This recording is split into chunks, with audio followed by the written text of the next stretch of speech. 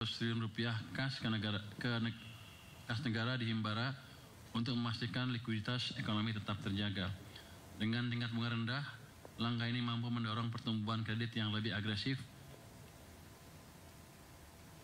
Kalau kita lihat kan pertumbuhan angkanya merah itu 13,2 adalah M0-nya atau base money. Anda lihat kan tadinya di 0. Ketika kita injek money, kita pindahkan 200 triliun, M0-nya tumbuh sekarang di 13,2%.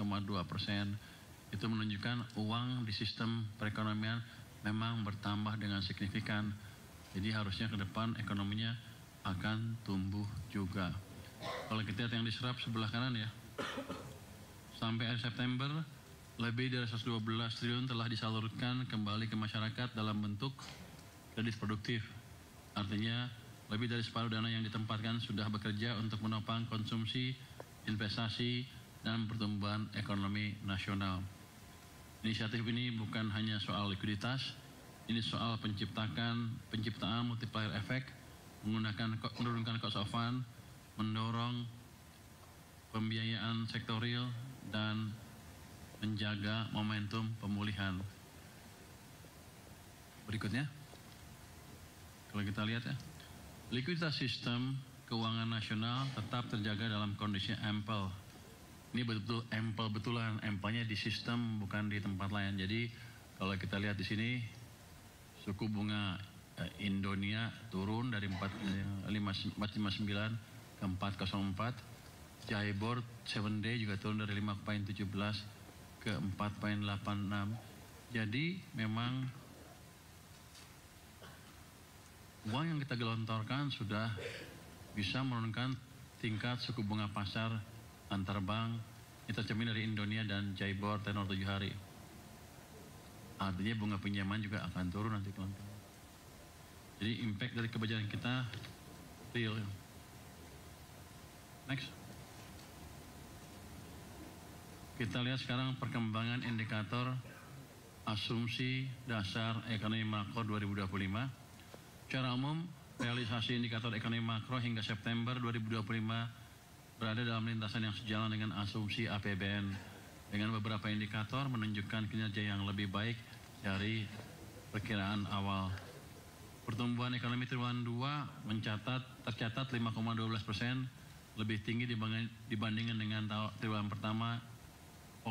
Dibandingkan dengan tahun 2024 sebesar 5,03%, dan sejalan dengan target APBN sebesar 5,2%.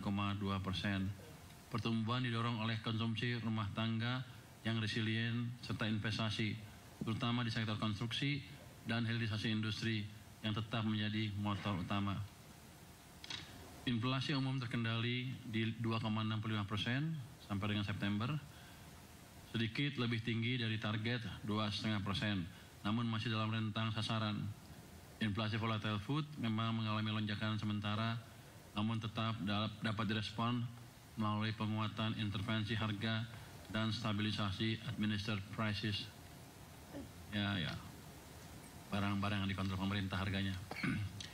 Nilai tukar rupiah bergerak relatif stabil di 16.534 rupiah per dolar, masih jalan dengan asumsi APBN sebesar 16.000 rupiah per dolar. Penguatan dolar global dan tensi geopolitik menjadi tantangan, namun dukungan fundamental domestik tetap kuat. Saya yakin nanti triwulan keempat, begitu mereka tahu memang ekonomi ada perbaikan arah pertumbuhannya ke yang lebih bagus, pasti modal-modal asing akan masuk ke sini lagi dan rupiah akan cenderung lebih kuat dari yang sekarang. Yield SBN 10 tahun kini berada pada level 6,09%, lebih rendah dibandingkan dengan asumsi APBN yang sebesar 7%. Kalau gini salah asumsinya, masa missnya 1%. Ya kita untung, tapi dia berarti kerjanya jelek tuh. Dia melakukan prediksinya salah. Tapi untuk kita bagus, jadi biaya kita lebih murah. Dari sisi eksternal, harga minyak mentah Indonesia per akhir September 2025 tercatat di 66,81 dolar per barrel, lebih rendah dari asumsi APBN sebesar 82 dolar per barrel. Ini memberikan ruang fiskal terhadap beban subsidi energi.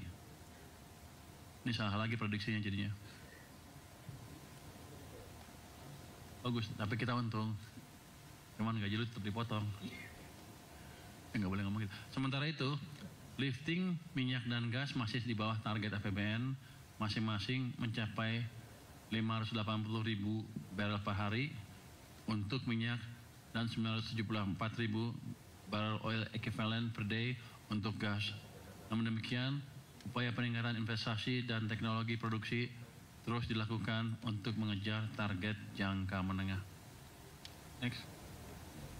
Sampai dengan akhir triwulan ketiga 2025, kinerja APBN tetap terjaga dengan defisit 1,56% PDB dan keseimbangan primer yang positif.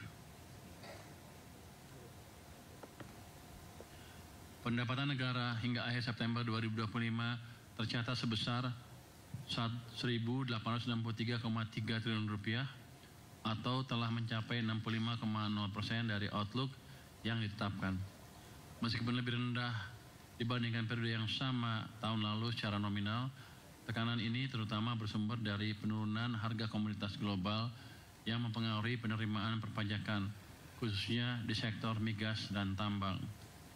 Penerimaan perpajakan mencapai 1.516,6 triliun rupiah, terkontraksi sebesar 2,9% year on year, dengan penerimaan pajak sebesar 1.295,3 triliun rupiah dan bea cukai sebesar 221,3 triliun rupiah. Penurunan harga komoditas seperti batu bara dan sawit menyebabkan penerimaan PPH, Badan dan PPN dalam negeri sedikit tertahan. Namun, sektor manufaktur dan jasa masih memberikan kontribusi positif terhadap penerimaan.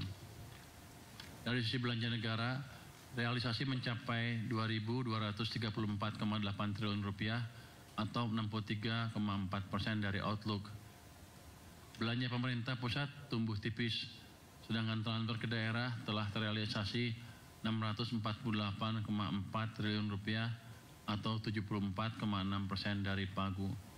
Efektivitas belanja didorong oleh pelaksanaan program prioritas, bansos, dan belanja modal infrastruktur.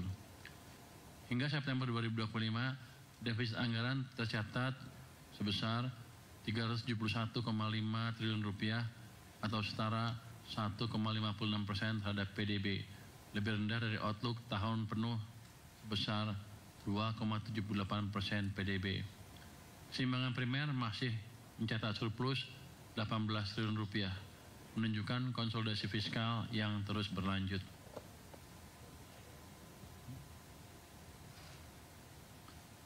Tren ini menunjukkan APBN tetap adaptif dan kredibel, menjaga keseimbangan antara dukungan terhadap pemulihan ekonomi dan kesinambungan fiskal dalam jangka menengah.